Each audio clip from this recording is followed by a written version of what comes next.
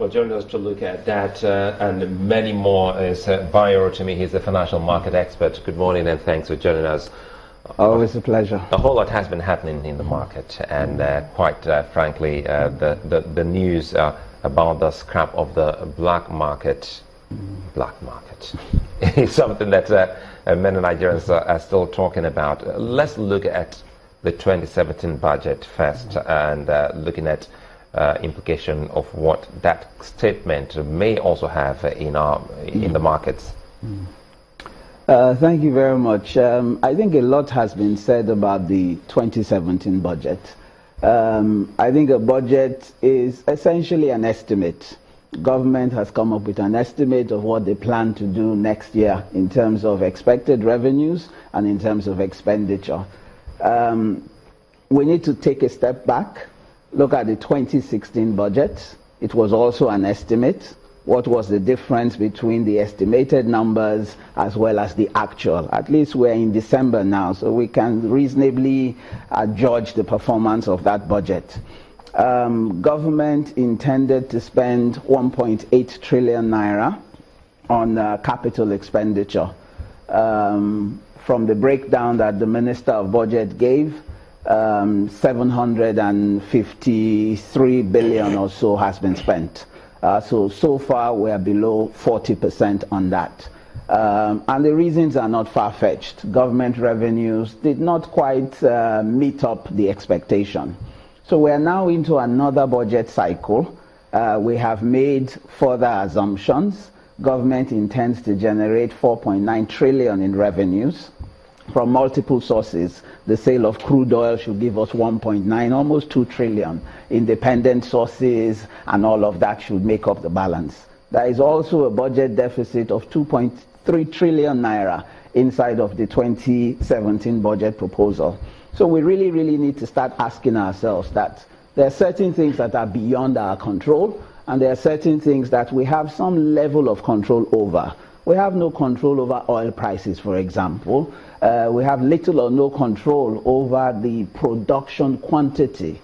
Last year, or this year rather, we dealt with a lot of militant activities which reduced production, crude oil production. The OPEC also determines the quota. So we really also don't have too much control on the quantity we produce and the quantities we sell. So why don't we focus on the things where there is some element of control over?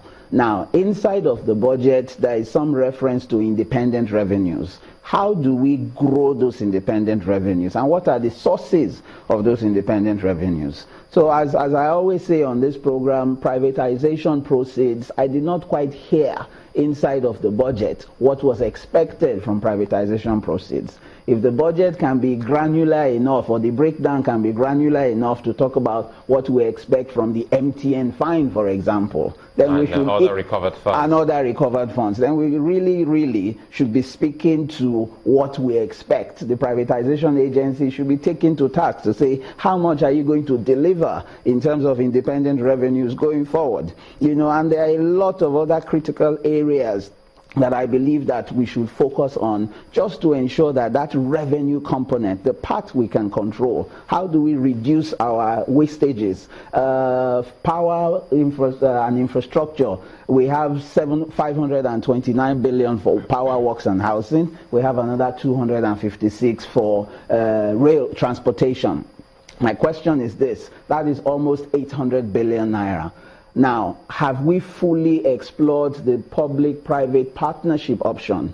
Why can't we get the private sector to part fund that significant portion so that you release money from there, and a lot of the monies you release can actually go into social investments, education, healthcare? So there is really no reason having a budget, a capital budget of 1 trillion naira plus, when we can actually, with the right policies and processes, get a lot of that funding from third parties, particularly the private investors. I think there is a lot inside of that 2017 budget that we still need to tweak a little bit, just so that we don't just go through another budgeting process for the sake of it, but when it comes to actual performance, you see such a significant lag between the two. You know, we saw what happened with the 2016 budget, the back and forth of that 2016 budget, and how many times it had that journey to the National Assembly. Perhaps this one has just dropped, and many are waiting when they will resume from the holiday, January 10. But some of the high points which you also highlighted, for instance, that of power, works and housing, and even it was only recently we also looked at towards education. There seemed to be a significant increase, but do you still think that we haven't been able to speak to the privatization aspect of it?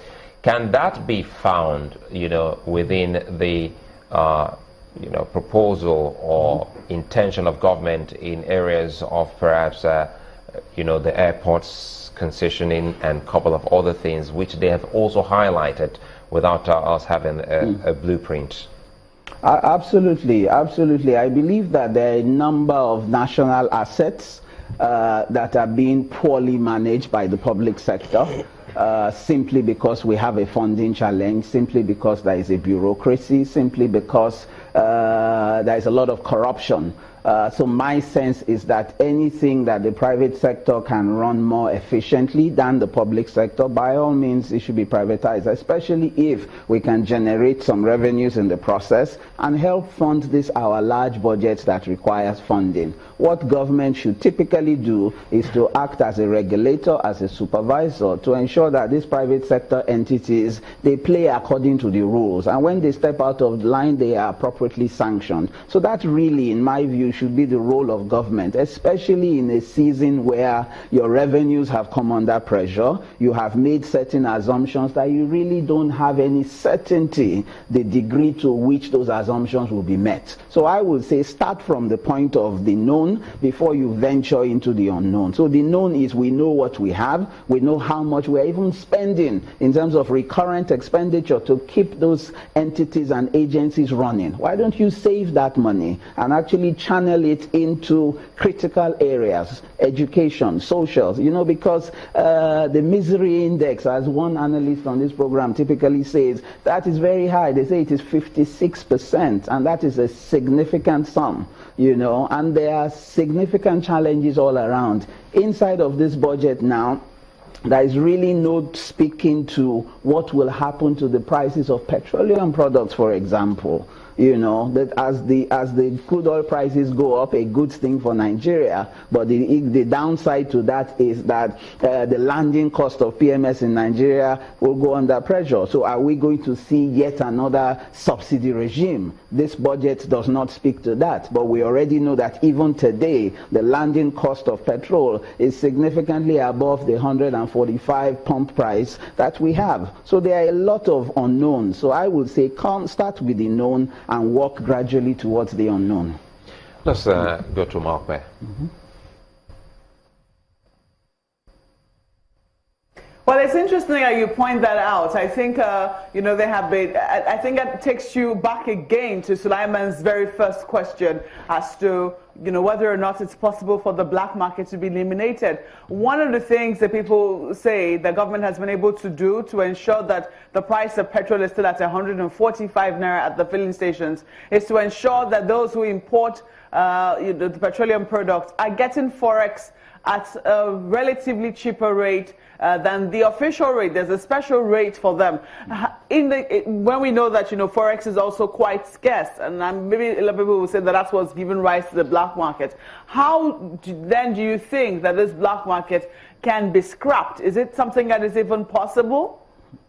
Thank you very much, Malkwe. I believe that the black market, the only way to scrap the black market is to increase the supply of foreign exchange that comes into the Nigerian economy. So it is not something that can be scrapped by government fiat or can be scrapped by sending security agencies to chase the people who are hawking foreign exchange on the streets of Nigeria. I think what we need to do is to come up with clear and consistent policies, particularly with regards to foreign exchange. Several speakers have talked about the multiplicity disparity of rates inside of the market. That engenders confusion, selling dollars at different prices to different end users. It creates room for round tripping and a lot of unscrupulous activity. So my own sense is that the government, the Central Bank of Nigeria, really needs to bite the bullet. We had an opportunity earlier in June to actually exit the market and allow the market to fully determine the rate of exchange between the naira and convertible currencies. We didn't quite do that.